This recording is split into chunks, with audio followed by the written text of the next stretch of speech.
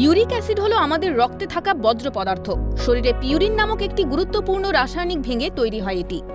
শরীরে uric acid বেড়ে গেলে রোগ প্রতিরোধ ক্ষমতা ঠিকমতো কাজ করে না।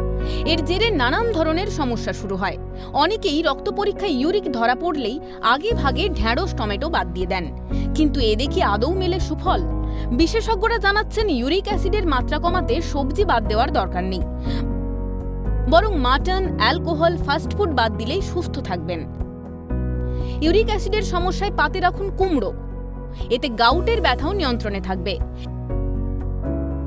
এতে রয়েছে ভিটামিন সি, ফাইবার ও অ্যান্টিঅক্সিডেন্ট। খাবার পাতে রাখুন ঢ্যাঁড়স, এই সবজিতে থাকা ফাইবার ইউরিক অ্যাসিডের মাত্রা কমাতে সহায়ক, তাই বাদ দেওয়ার কোনো প্রশ্ন নেই।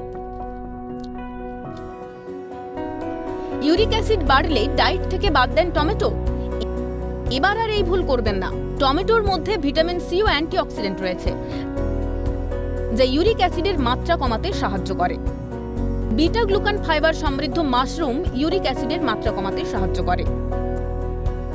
এছাড়াও শসার মধ্যে ফাইবার রয়েছে, যা অতিরিক্ত ইউরিক অ্যাসিডের মাত্রা কমাতে সাহায্য করে।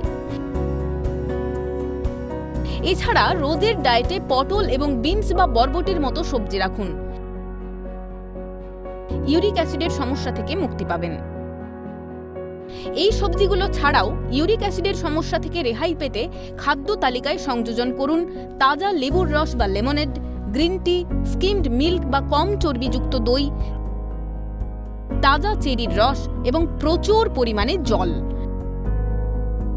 তাই আর আতঙ্ক নয়, রোজকার খাদ্যাভ্যাসে আনুন বদল আর বাগে রাখুন ইউরিক অ্যাসিডের সমস্যা। সুস্থ সবল থাকুন, সুরক্ষিত থাকুন। ক্যালকাটা নিউজ।